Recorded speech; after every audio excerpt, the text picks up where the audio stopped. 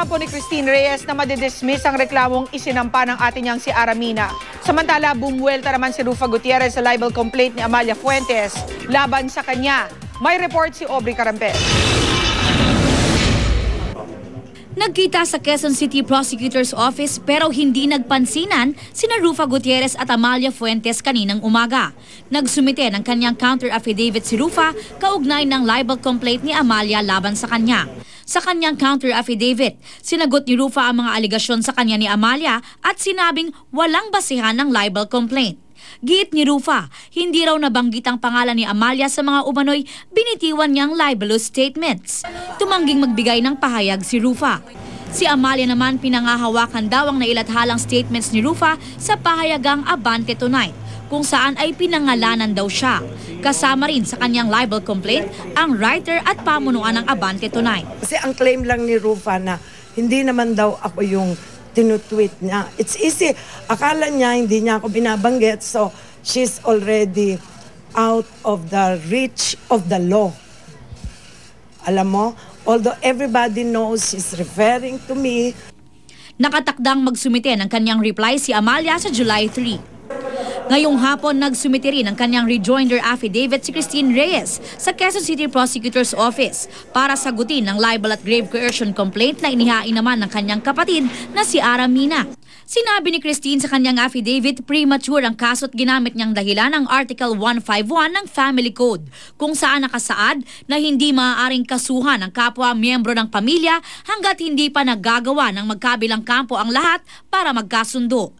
Hindi rin daw maituturing na libelous ang pagpapadala ni Christine ng text messages sa kanyang ate dahil wala naman daw ito sa batas.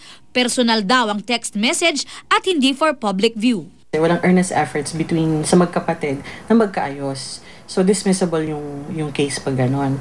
Pangalawa, yung isang second position namin is that under the law, wala pa kasing libel through text messages. Umaasa raw ang kampo ni Christina madidismiss ang libel at grave coercion complaint ni Ara at makapag-usap at magkaayos ng pribado ang magkapatid. Aubrey Carampel, nakatutok, 24 oras. Sinubukan po ng GMA News na kunin ang panig ng Abante Tonight pero ayon sa aming nakausap, wala pa roon sa kanilang tanggapan ang writer na kasama sa libel complaint ni Amalia. Hindi rin siya sumasagot ng aming mga tawag sa cellphone. Kinumpirma ng songwriter at folk pop singer na si Cynthia Alexander na pupunta siya sa Amerika para subukan ang kanyang karir doon. Gusto niya raw na mas maipakilala ang musikang Pinoy sa international scene. Makichika tayo kay Kata Tibayan. I decided to go to the US to relocate because I feel that I'm ready for change at saka yung challenge ng bringing my music, bringing Filipino music and championing our music elsewhere. Desidido ang singer, songwriter at musician na si Cynthia Alexander na makipagsapalaran sa ibang bansa. Hindi dahil wala nang umanong karir ang mga tulad niyang folk pop singer sa Pilipinas, kundi dahil panahon na para mas ipagbunyi ang musikang Pinoy sa international scene. There was definitely no lack of support for me. CCP has supported me, NCCA, a lot of the institutions have supported me. Hindi lang kasi basta-basta ang pagkakataon na ganito, pero sa kanyang pansamantalang paglisan, hindi itinanggi ni Cynthia na kulang ang suporta ng mga Pinoy sa sarili nating musika. I do not have the support of a label. I've always been independent.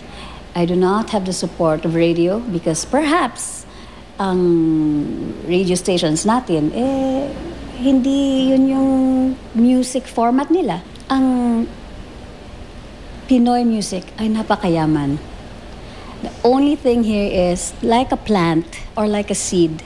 It has to be taken care of. Ang ilang haligi na musikang Pilipino, buo ang tiwala kay Cynthia na maganda ang maidudulot niyang desisyong mang ibang bansa muna. Maibabandera lalo ni Cynthia ang taglay ng galing na mga musikerong Pinoy. That she will bring all of her experiences which happened to her in the Philippines and will make it a universal. Hopefully, people make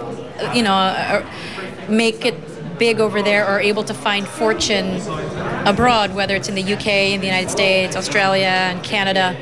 and then are able to bring it back here. Minsan na rin sumubok si Ryan Cayabyab na manatili muna sa Amerika at subukan ng kapalaran doon. Bilang isang musikero, hindi raw ito indikasyon na tuluyan nang humina ang OPM sa bansa.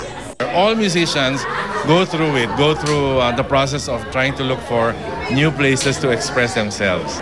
We also did try to migrate once, no? But we returned and said, no, this is where the home is. This is where my heart is. Katatibayan, updated sa showbiz happening. Muling nagpa-sexy ang kapuso actress na si Sam Pinto sa June 2012 issue ng Esquire magazine. Naka-categorize si Sam na a woman we love sa Philippine edition ng Esquire. Tila may pagka-sweet si Sam sa mga litrato, pero may mga kuha rin si Neneng B na naka-swimsuit. Sa behind-the-scenes video game si Sam na mag-post ng seductive sa photoshoot. And that concludes our Tuesday Chikahan. Tutok uli bukas for the hottest in showbiz. Dito lang sa Chika Minute. Ako po si Pia Guanyo. Mel? Salamat, Pia. At yan po mga balitang aming tinutukan sa nakalipas na 24 oras. Maraming salamat sa inyong pagtitiwala. Sa ngalan ni na Mike Enriquez, Jiggy Manicad at Pia Guanyo, mula sa tahanan ng katotohanan. Ako po si Mel Tiangco, ito ang GMA. Walang kinikilingan, walang pinoprotektahan, walang kasinungalingan, serbisyong totoo lamang. At dahil hindi natutulog ang balita, nakatuto kami 24 oras.